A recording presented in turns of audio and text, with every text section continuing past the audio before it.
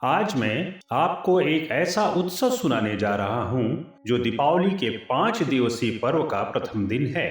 यह दिन केवल खरीदारी की नहीं बल्कि प्राचीन कथाओं, दैवी घटनाओं और गहरे प्रतीकों से भरा हुआ है। यह दिन है धनतेरस। आइए अब हम धीरे धीरे इस पर्व की कहानी में उतरते हैं। धनतेरस कब और कैसे प्रारंभ हुआ? दोस्तों, यह प्रश्न बड़ा रोचक है। धनतेरस शब्द अपने आप में ही इसका अर्थ बताता है। धन का अर्थ है समृद्धि और स्वास्थ्य और तेरस का अर्थ है कार्तिक मास की कृष्ण पक्ष की त्रयोदशी तिथि। इसी दिन धनतेरस मनाया जाता है। लेकिन यह पर्व प्रारंभ कैसे हुआ? इसके पीछे दो प्रमुख कथाएं हैं। एक कथा समुद्र मंथन से जुड़ी है और दूसरी कथा मृत्यु के देवता यमराज से।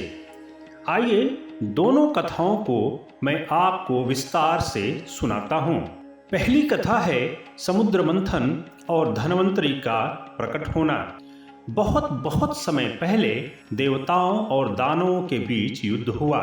देवता बार बार हारने लगे और उनकी शक्ति क्षीण होने लगी। तब वे भगवान विष्णु के पास गए और प्रार्थना की। भगवान विष्णु ने कहा, तुम्हें समुद्र मंथन करना होगा। उस मंथन से अमृत निकलेगा जिसे पीकर तुम अमर और बलवान हो जाओगे। फिर देवताओं और दानवों ने मिलकर क्षीर सागर का मंथन आरंभ किया। मंदराचल पर्वत को मथनी बनाया गया और वासुकी नाग को रस्सी। जब मंथन शुरू हुआ तो अनेक वस्तुएं निकलनी प्रारंभ हुई। सबसे पहले विष निकला जिसे भगवान शिव ने पी लिया और नीलकंठ कहलाए। उसके बाद एक एक करके कामधेनु, ऐरावत हाथी, कल्पवृक्ष, लक्ष्मी जी और अनेक रत्न निकले और अंत में प्रकट हुए आयुर्वेदाचार्य भगवान धन्वंतरी। उनके हाथों में अमृत से भरा कलश और आयुर्वेद शास्त्र था। दोस्तों, जिस दिन भगवान धन्वंतरी प्रकट हुए वही तिथि थी कार्तिक कृष्ण पक्ष की त्रयोदशी, जिसे हम आज धनतेरस के रूप में मनाते हैं। यही से यह दिन शुभ माना गया। यह हमें याद दिलाता है कि जीवन का सबसे बड़ा धन है स्वास्थ्य। सोना, चांदी, गहने और आभूषण बाद में आते हैं, परंतु यदि शरीर स्वस्थ नहीं है तो सारा वैभव व्यर्थ है। इसलिए इस दिन धन की देवी लक्ष्मी और स्वास्थ्य के देवता आयुर्वेद के प्रवर्तक धन्वंतरी की पूजा की जाती है। दूसरी कथा है यमदीपदान और राजा हेमचंद्र। अब सुनिए धनतेरस से जुड़ी दूसरी रहस्यमयी कथा। बहुत समय पहले एक राजा हेमचंद्र हुआ करते थे। जब उनका पुत्र पैदा हुआ तो ज्योतिषियों ने उसकी कुंडली बनाई। उन्होंने बताया कि यह बालक 16 वर्ष का होते ही सर्पदंश से मृत्यु को प्राप्त हो जाएगा। सब चिंतित हो गए। समय बीतता गया। राजकुमार बड़ा हुआ। जब उसकी 16वीं वर्षगांठ आई तो उसकी पत्नी ने एक अद्भुत उपाय किया। उसने घर को स्वर्ण रजत के गहनों और दीपों से सजा दिया।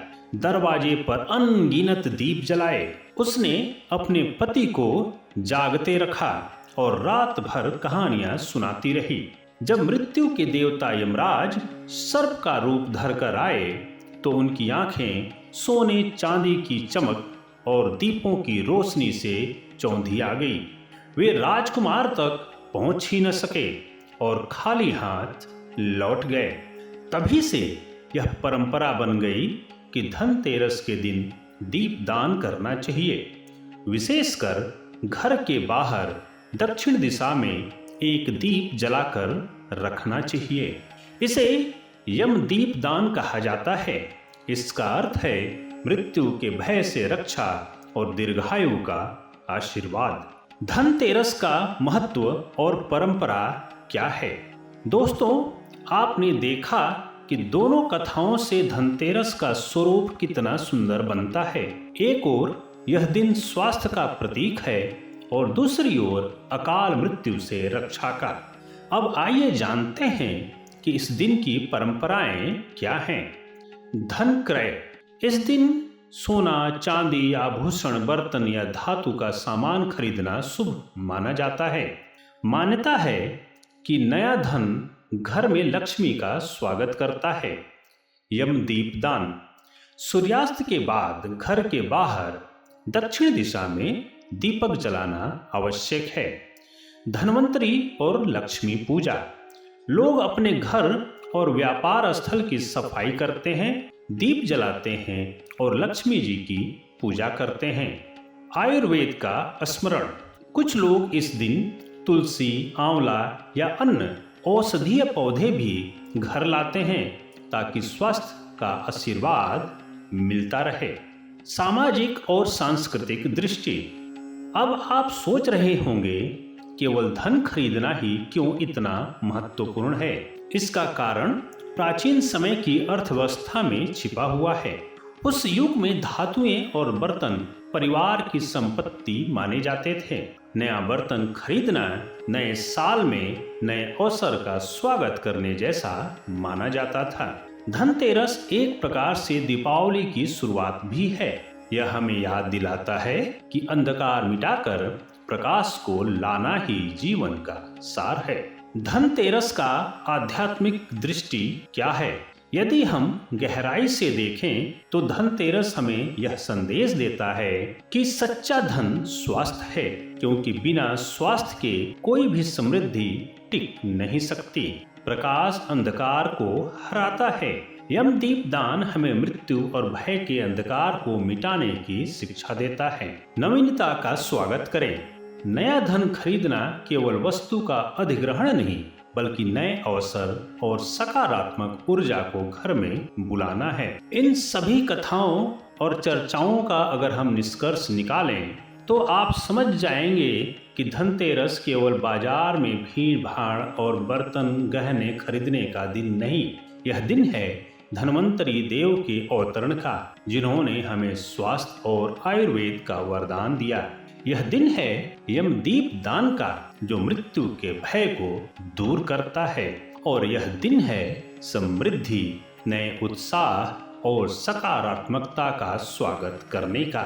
इसलिए जब अगली बार धनतेरस आए तो केवल खरीदारी तक इसे सीमित न करें। दीप जलाइए, घर को सजाइए, परिवार में प्रेम बांटिए और याद रखिए कि असली धन स्वास्थ्य, परिवार का साथ और जीवन की सकारात्मकता है। यही धनतेरस का असली संदेश है।